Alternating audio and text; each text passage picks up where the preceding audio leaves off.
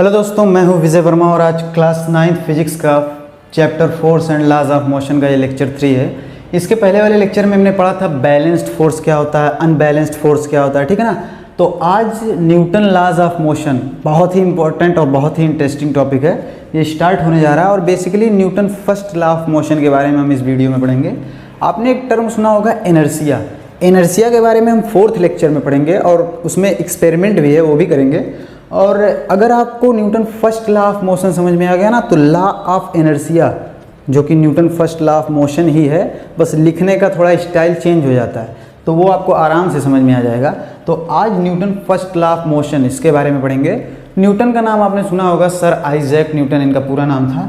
तो इन्होंने फिजिक्स में बहुत बड़ा रोल प्ले किया और अपने टाइम के बहुत बड़े साइंटिस्ट थे। इन शॉर्ट बोलो तो बहुत बड़े हस्ती थे, ठीक है ना। तो उन्होंने मोशन को डिस्क्राइब करने के लिए 3 लॉ दिए थे, Newton first law of motion, Newton second law of motion, Newton third law of motion.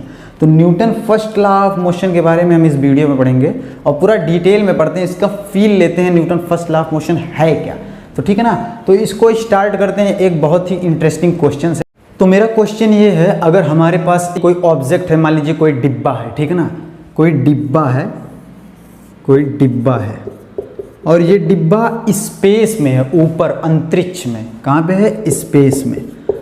और इस डिब्बे के आसपास ना कोई सन है, ना कोई प्लैनेट है, ना ही अर्थ है, कोई स्टार, प्लैनेट, सन, अर्थ कुछ नहीं है जो कि इस पे फोर्स लगा सके, ऐसा कोई चीज़ नहीं है। मतलब इस डिब्बे को हमने बहुत दूर कहीं स्पेस में ऐसी जगह रखा है जहाँ पे ना कोई प्लैनेट है, ना ही अर्थ है, सन है, स्टार है, सब कुछ नहीं है, ठीक है ना। और इस पे कोई मतलब जाके ना तो इसको कोई पुल कर रहा है, ना ही पुश कर रहा है, इस पे कोई फोर्स नहीं लगा रहा है, कोई इसको डिस्टर्ब करने नहीं जा रहा है। इन शॉर्ट बोलूँ तो, ठीक है ना, कोई इस डिब्बे को ना तो डिस्टर्ब कर रहा है, ना इस पे फोर्स लगा रहा है, कुछ ऐसा नहीं हो रहा है। और ये डिब्बा इस टाइम रेस्ट पे है, मान लो। अब मेरा क्वेश्चन ये है, अगर इस पे कोई फोर्स लगाने वाला वहाँ नहीं है, ना ही कोई इसको टच करने जा रहा है, ना ही कोई प्लैनेट है जो कि ग्रेविटी फोर्स लगा के इसको खींच ले, ऐसा कुछ अगर नहीं है, तो क्या ये डिब्बा कभी मोशन में आ सकता है अपने आप? बहुत कॉमन क्वेश्चन है, बहुत कॉमन सेंस का क्वेश्चन है। तो आपका जवाब होगा ये कभी मोशन में नहीं आएगा। मेरा भी जवाब यही है, अगर इस डिब्बे को डिस्टर्ब करने वाला कोई नहीं है, अगर इस पे फोर्स लगाने वाला कोई नहीं है, इसको खींचने, पुल करने, पुश करने वाला कोई नहीं है, तो ये डिब्बा अगर रेस्ट पर है तो हमेशा रेस्ट पर ही रहेगा, कभी मूव नहीं करेगा। सिर्फ एक कंडीशन है मूव करने का, अगर तुम जाके इस पे फोर्स लगा दो तब। लेकिन हम यहाँ पे फोर्स लगा नहीं रहे हैं, तो ये डिब्बा कभी नहीं मूव करेगा। मूव कराना है तो फोर्स लगाना पड़ेगा, लेकिन हमने फोर्स लगाया ही नहीं, क्योंकि हमने प्लैनेट ही नहीं रखा वहाँ पर जो कि इस पे ग्रेविटी फोर्स लगा दे, या फिर कोई आदमी नहीं रखा कि जाके उसको पुल कर दे या फिर पुश कर दे, ठीक है ना। उसको डिस्टर्ब करने वाला कोई है ही नहीं, तो वो डिब्बा रेस्ट पर है, तो इनफाइनाइट टाइम तक रेस्ट पर रहेगा। एक ही कंडीशन में मूव करेगा, अगर उस पर कोई फोर्स लगाने वाला हो तो। फोर्स लगाने वाला नहीं है तो नहीं मूव करेगा, ठीक है। तो डिब्बा रेस्ट पर था तो रेस्ट पर ही रहेगा। कब तक रहेगा? ये यहाँ पर टाइम, ये टाइम मान लो है, तो डिब्बा t = 0 इस टाइम पर, मतलब अभी तुमने देखा रेस्ट पर है, और t = इनफाइनाइट, इनफाइनाइट टाइम पे तुम जाके देखोगे तब भी डिब्बा रेस्ट पर ही रहेगा, यहीं पर मिलेगा तुमको डिब्बा, ठीक है ना।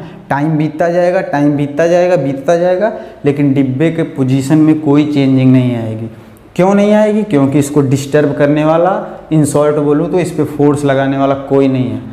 फोर्स लगाने वाला होता तो डिब्बे की पोजीशन चेंज हो जाती, इससे फोर्स लगाता, ये डिब्बा इधर से इधर चला जाता, लेकिन फोर्स लगाने वाला कोई है ही नहीं वहाँ पर, तो ये डिब्बा रेस्ट पर है, तो इनफाइनाइट टाइम तक रेस्ट पर रहेगा। एक कंडीशन में मूव करेगा, कौन सी कंडीशन? अगर फोर्स लगाओगे तब मूव करेगा। तो चलते हैं हम फोर्स लगाते हैं। मैं Newton first law of motion ही पढ़ा रहा हूँ, ठीक है ना। इसका स्टेटमेंट अभी आएगा, पहले एक एग्जाम्पल से समझते हैं उसके बाद। तो अब मैं क्या करता हूँ, मैं डिब्बे पर फोर्स लगाता हूँ। अब चलिए फोर्स लगाते हैं। वही डिब्बा, वही स्पेस जिस पे कोई अभी फोर्स नहीं लग रहा था, अब हम उस पर फोर्स लगाते हैं। मान लीजिए डिब्बा है, डिब्बा है, अब इस पे मैं फोर्स लगा रहा हूँ। 2 बंदे हैं, दोनों के पास सेम ताकत है। मान लो एक बंदा इधर आ गया, एक बंदा इधर आ गया, दोनों ने इस पे साइमल्टेनियसली फोर्स लगाया, एक साथ फोर्स लगाया। एक ने इधर फोर्स लगाया, एक ने इधर फोर्स लगाया। इसने F फोर्स लगाया, इसने भी सेम अमाउंट का F फोर्स लगाया, दोनों ने साथ साथ फोर्स लगाया। अब बताओ क्या डिब्बा मूव करेगा? अगर रेस्ट पर रहा था, अगर रेस्ट पर होगा तो क्या ये मूव करेगा? नहीं मूव करेगा, क्योंकि देखो दोनों फोर्स, एक फोर्स इधर से लगा रहा है, एक फोर्स इधर से लगा रहा है, तो दोनों फोर्स बैलेंस हो जाएंगे क्योंकि सेम मैग्नीट्यूड का फोर्स है। जितना फोर्स ये लगा रहा है उतना फोर्स ये भी लगा रहा है, तो डिब्बा हिलेगा नहीं, ठीक है ना। और मैंने बताया था लेक्चर 2 में कि बैलेंस्ड फोर्स कभी स्टेट नहीं बदल सकता। यहाँ पर देखो बैलेंस्ड फोर्स ही है ना, एक फोर्स इधर है एक फोर्स इधर है, दोनों बैलेंस हो जा रहे हैं ना, तो स्टेट नहीं बदलेगा। रेस्ट पर है तो रेस्ट पर ही रहेगा, ये मैंने लेक्चर 2 में सिखाया था। तो अभी तो हमने पढ़ा था कि डिब्बा रेस्ट पर था तो डिब्बा रेस्ट पर ही रहेगा। कब तक रहेगा? जब तक कि उस पर फोर्स ना लगाओ। लेकिन हमने तो फोर्स लगा दिया, फिर भी डिब्बा रेस्ट पर है। हमने क्या गलती की? हमने गलती ये कि हमने बैलेंस्ड फोर्स लगा दिया। हमने कौन सा फोर्स लगाया? हमने बैलेंस्ड फोर्स लगा दिया, ठीक है ना। बैलेंस्ड फोर्स पे स्टेट नहीं बदलती, रेस्ट पर है तो रेस्ट पर ही रहेगा। अब तक इस डिब्बे को अगर मूव कराना है तो हमको क्या करना पड़ेगा? हमको अनबैलेंस्ड फोर्स लगाना पड़ेगा। अगर ये ज़्यादा फोर्स लगाता और ये कम फोर्स लगाता ना तो बॉडी इधर जाती, ये ज़्यादा लगाता ये कम लगाता तो बॉडी इधर चली जाती, मतलब डिब्बा इधर चला जाता। तो डिब्बे को मूव कराना है तो अनबैलेंस्ड फोर्स लगाना पड़ेगा। कौन सा फोर्स लगाना पड़ेगा? अनबैलेंस्ड फोर्स लगाना पड़ेगा, अनबैलेंस्ड फोर्स लगाना पड़ेगा। बैलेंस्ड फोर्स पे नहीं मूव करेगा। तो थोड़ा सा फिर से रिवाइज करा लेते हैं। हमने एक स्पेस में डिब्बा लिया था, डिब्बा हमने देखा रेस्ट पर है। अब डिब्बे को डिस्टर्ब करने वाला कोई नहीं है, डिब्बे के आसपास कोई नहीं है जो इस पर फोर्स लगा सके, तो डिब्बा इनफाइनाइट टाइम तक ही रेस्ट पर रहेगा। कब मूव करेगा? सिर्फ एक कंडीशन पे मूव करेगा, अगर हम उस पर फोर्स लगाएंगे तो। और कौन सा फोर्स लगाएंगे? अनबैलेंस्ड या बैलेंस्ड? अनबैलेंस्ड फोर्स लगाएंगे। बैलेंस्ड फोर्स पे नहीं मूव करेगा। देखो हमने बैलेंस्ड फोर्स लगाया ना, इधर जितना फोर्स लगाया उतना फोर्स इधर लगाया, दोनों फोर्स बैलेंस हो गया तो डिब्बा वहीं का वहीं है।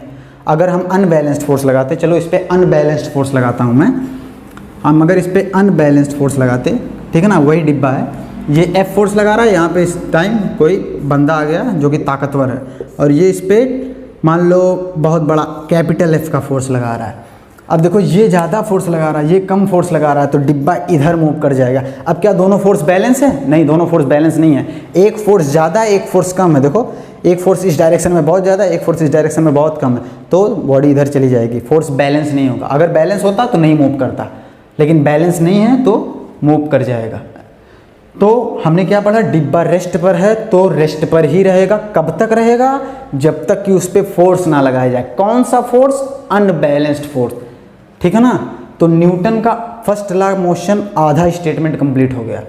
फर्स्ट लॉ ऑफ मोशन का जो आधा स्टेटमेंट है वो कंप्लीट हो गया। अभी मैं आपको लिखवाऊंगा Newton first law of motion का स्टेटमेंट क्या है। अभी के लिए आप जानिए, डिब्बा रेस्ट पर था तो रेस्ट पर ही रहेगा। कब तक रेस्ट पर रहेगा? जब तक कि उस पर कोई फोर्स ना लगे। कौन सा फोर्स? Unbalanced force. तो मैं Newton first law of motion का स्टेटमेंट लिखता हूँ। Newton first law of motion का स्टेटमेंट है क्या? A body at rest, a body at rest stage at rest. तो देखिए डिफिनीशन अलग अलग किताबों में अलग अलग रहती है बस, लेकिन मीनिंग वही रहता है, बस लिखने का तरीका थोड़ा अलग अलग हो जाता है। तो a body at rest stage at rest and a body in motion stage in motion with same speed and in same direction unless acted upon। मैं जान रहा हूँ आपको थोड़ा सा यहाँ पे नहीं समझ में आया होगा, आपको सिर्फ यहाँ पे समझ में आया होगा। A body at rest stage at rest, क्योंकि अभी मैंने रेस्ट वाला एग्जांपल बताया, अभी मैं मोशन वाला भी एग्जांपल बताऊंगा। Unless acted upon by N unbalanced force. इसका क्या मतलब है? यही है Newton first law of motion का स्टेटमेंट, ठीक है ना। स्टेटमेंट आप बुक वाला भी लिख सकते हैं, कोई गलत नहीं है, बस लिखने का थोड़ा तरीका अलग अलग होता है। तो अब body at rest stage at rest, जो बॉडी रेस्ट पर है, डिब्बा रेस्ट पर था, स्टेज एट रेस्ट, वो रेस्ट पर ही रहेगा। डिब्बा भी हमने देखा था रेस्ट पर ही रहा, मतलब डिब्बा रेस्ट पर था तो डिब्बा रेस्ट पर ही रहेगा। कब तक? Unless acted upon by N unbalanced force, जब तक कि उस पर कोई अनबैलेंस्ड फोर्स ना लगे। बैलेंस्ड फोर्स नहीं लिखा है, अनबैलेंस्ड फोर्स लिखा है, ठीक है ना। तो सिर्फ फोर्स बताना ज़रूरी नहीं है। देखिए बहुत लोग बताते हैं कि अगर कोई ऑब्जेक्ट रेस्ट पर है तो वो रेस्ट पर ही रहेगा जब तक कि उस पर कोई फोर्स ना लगे। कौन सा फोर्स, बैलेंस्ड फोर्स या अनबैलेंस्ड फोर्स? फोर्स दो टाइप के होते हैं ना, मैंने बताया था पिछले लेक्चर में। तो अनबैलेंस्ड फोर्स, ठीक है ना, अनबैलेंस्ड फोर्स, बैलेंस्ड फोर्स नहीं। तो अभी ये जो दो लाइन है ये मोशन वाली है, मोशन वाला एग्जाम्पल भी मैं आपको अभी दे रहा हूँ। अब बॉडी एट रेस्ट, जो बॉडी रेस्ट पर है, डिब्बा रेस्ट पर था, स्टेज एट रेस्ट, रेस्ट पर ही रहेगी, डिब्बा का भी मैंने बताया रेस्ट पर ही रहेगा। कब तक? Unless acted upon bye N unbalanced force, जब तक कि उस पर कोई अनबैलेंस्ड फोर्स ना लग जाए, ठीक है ना। जो बंदा ताकतवर था उसने एक अनबैलेंस्ड फोर्स लगा दिया, क्योंकि उसने ज़्यादा लगाया और जो कमज़ोर था उसने कम लगाया, तो बॉडी इधर मूव कर गई, ठीक है ना। लेकिन अगर अनबैलेंस्ड फोर्स ना लगाते तब तो बॉडी कभी नहीं मूव करती, रेस्ट पर थी तो रेस्ट पर ही रहती। अब मैं मोशन वाला आपको थोड़ा सा समझा देता हूँ एक एग्जांपल से। मोशन वाला भी एकदम सेम टू सेम रेस्ट की तरह है। मान लीजिए वही स्पेस है, फिर से कोई प्लैनेट, सन, अर्थ कुछ नहीं है डिस्टर्ब करने के लिए, और यहाँ पे वही डिब्बा है, लेकिन इस टाइम वो डिब्बा रेस्ट पर ना होके v वेलोसिटी से इस डायरेक्शन में मूव कर रहा है, v वेलोसिटी से इस डायरेक्शन में मूव कर रहा है। अब मैं आपसे पूछूं कि अगर इसको डिस्टर्ब करने वाला कोई नहीं है, कोई इसको टच नहीं कर रहा है, कोई फोर्स नहीं लग रहा है, तो क्या इस डिब्बे की वेलोसिटी कभी कम होगी या फिर कभी ज़्यादा होगी? आपने मोशन में पढ़ा होगा कि अगर एक्सेलरेशन चाहिए तो फोर्स लगाना पड़ता है, पहले चैप्टर में आपने पढ़ा होगा कि अगर एक्सेलरेशन चाहिए तो फोर्स लगाना पड़ता है। तो इसका स्पीड बदलोगे, बड़ा करो, ज़्यादा करोगे या कम करोगे, तो उसके लिए फोर्स लगाना पड़ेगा। लेकिन यहाँ पे तो फोर्स लगाने वाला कोई है ही नहीं ना। फील करो, अगर यहाँ पे कोई नहीं है तो इसका जो डिब्बे की वेलोसिटी है, जिस स्पीड से इधर आगे बढ़ रहा है, क्या वो स्पीड अपने आप बढ़ जाएगी? क्या उसमें बेताल आ जाएगा और उसको ऑटोमेटिक बढ़ा देगा? नहीं ना, जिस स्पीड से जा रहा है उसी स्पीड से जाएगा। और क्या इसकी स्पीड कभी कम होगी? नहीं होगी, जिस स्पीड से जा रहा है उसी स्पीड से जाएगा। क्या इसका डायरेक्शन बदल जाएगा? अगर ये बॉडी है, ये v वेलोसिटी से इस डायरेक्शन में जा रहा है, तो क्या इसका डायरेक्शन अपने आप कभी चेंज हो जाएगा? जब इस पे फोर्स लगाने वाला है ही नहीं। तुम इधर से मान लो आके फोर्स लगाते, इस पे नीचे की तरफ फोर्स लगाते, तब तो डिब्बा इधर चला जाता, नीचे चला जाता। लेकिन इस बार कोई नहीं है, इस पे कोई फोर्स नहीं लगा रहा है, तो डिब्बा जिस स्पीड से जा रहा है उसी स्पीड से जाएगा और उसी डायरेक्शन में जाएगा। ना तो उसका स्पीड बदलेगा ना ही उसका डायरेक्शन बदलेगा, ठीक है ना। तो अब मैं कह सकता हूँ अ बॉडी इन मोशन, अगर कोई ऑब्जेक्ट मूव कर रहा है, डिब्बा मूव कर रहा है, तो वो उसी वेलोसिटी मतलब उसी स्पीड से और उसी डायरेक्शन में मूव करता रहेगा। कब तक? जब तक कि उस पर कोई फोर्स ना लगे। क्योंकि अगर तुम मान लो ऊपर से फोर्स लगाओगे ना तो ये डिब्बे का डायरेक्शन भी बदल जाएगा। मान लो इधर से फोर्स लगाओगे ना तो डिब्बे की स्पीड बदल जाएगी। तो डिब्बे का स्पीड कभी नहीं बदलेगा और डायरेक्शन कभी नहीं बदलेगा। कब तक नहीं बदलेगा? लेकिन जब तक कि हम फोर्स ना लगाएं। अगर हम फोर्स लगा देंगे तब दोनों बदल जाएगा, ठीक है ना, तब दोनों का दोनों बदल जाएगा। तो अब हम फोर्स लगाते हैं इस पर। अब मान लो दो बंदे आते हैं, सेम स्ट्रेंथ है उनके पास, दोनों के पास सेम ताकत है, इसने F फोर्स लगाया, इसने भी F फोर्स लगाया, सेम फोर्स लगा रहे हैं। तब क्या बताओ, साइमल्टेनियसली उन्होंने दोनों ने एक, जितना इसने फोर्स लगाया उतना इसने फोर्स लगाया, एक ही साथ लगाया। क्या बताओ इसकी वेलोसिटी कभी बढ़ेगी या घटेगी? कुछ नहीं होगा, कुछ नहीं फर्क पड़ने वाला है। क्योंकि दो बंदे हैं और एक इधर देखो, एक जो है उसकी स्पीड बढ़ाना चाहता है लेकिन एक उसकी स्पीड घटाना चाहता है, और जितने से ये बढ़ाना चाहता है उतने से ही ये घटाना चाहते हैं, तो ना बढ़ेगा ना घटेगा, ठीक है ना। तो वो डिब्बा v वेलोसिटी से उसी डायरेक्शन में मूव करता रहेगा क्योंकि तुमने बैलेंस फोर्स लगा दिया। देखो जितना फोर्स इसने लगाया उतना फोर्स इसने लगा दिया, तो दोनों फोर्स बैलेंस हो गए। तो डिब्बा जिस स्पीड से जा रहा था उसी स्पीड से जाएगा और जिस डायरेक्शन में जा रहा था उसी डायरेक्शन में जाएगा, ठीक है ना। इस ना तो स्पीड पे फ़र्क पड़ने वाला ना ही डायरेक्शन में फ़र्क पड़ने वाला। लेकिन अगर मान लो यही बंदा ताकतवर होता, अगर यही ताकतवर होता और इसने कैपिटल F का फोर्स इस बार लगा दिया, तब बताओ क्या डिब्बे की वेलोसिटी नहीं बदलेगी? वेलोसिटी और स्पीड यहाँ पर सेम ही चीज़ है, बस डायरेक्शन क्योंकि मैंने पहले ही लिख दिया है, ठीक है ना। तो अब अगर इसने कैपिटल F का फोर्स लगा दिया, ज़्यादा फोर्स लगा दिया, तब क्या डिब्बा उसी वेलोसिटी से मूव करेगा?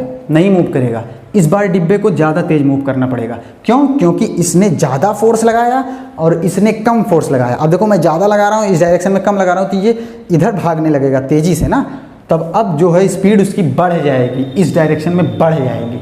तो हमने अनबैलेंस फोर्स लगाया तो देखो स्पीड बढ़ गई, ठीक है ना, स्पीड बदल गई बोलना ज़्यादा मुनासिब होगा, क्योंकि अगर मैं इधर से लगाता तो इधर घटने लगती, ठीक है ना। तो बढ़ भी सकती है घट भी सकती है, लेकिन कब, जब तुम अनबैलेंस फोर्स लगाओगे तब, ठीक है। अब देखो यही डिब्बा है, मान लो यहाँ से मैंने कैपिटल F का फोर्स लगा दिया और नीचे से मैंने स्मॉल f का ही फोर्स लगाया। अब देखो बॉडी इधर जाएगी या ऊपर जाएगी, इधर ज़्यादा लगा रहे हो इधर कम लगा रहे हो तो इधर चली जाएगी, तो बॉडी कुछ ऐसी जाएगी, नीचे भी जाएगी आगे भी जाएगी, ठीक है ना। तो बॉडी का डायरेक्शन बदलने लगेगा इस बार। क्यों बदला? क्योंकि हमने अनबैलेंस फोर्स लगाया है, बैलेंस फोर्स नहीं लगाया, ऊपर ज़्यादा लगा दिया नीचे कम लगा दिया। तब अब मैं बोल सकता हूँ दूसरा स्टेटमेंट कि अगर बॉडी मोशन में है तो वो उसी स्पीड से और उसी डायरेक्शन में मूव करती रहेगी, कब तक? जब तक कि उस पर अनबैलेंस फोर्स ना लगे। बैलेंस फोर्स लगाओगे तो कोई फर्क नहीं पड़ने वाला है, क्योंकि मैंने बताया था बैलेंस फोर्स स्टेट नहीं बदल सकता। तो अब आपको Newton first law of motion की फील आ गई होगी कि अगर कोई ऑब्जेक्ट या फिर बॉडी या फिर डब्बा, कुछ भी बोल लो, ठीक है ना, फिजिक्स में सब सही है। तो कोई बॉडी अगर रेस्ट पर है तो वो रेस्ट पर ही रहेगी, कब तक रहेगी?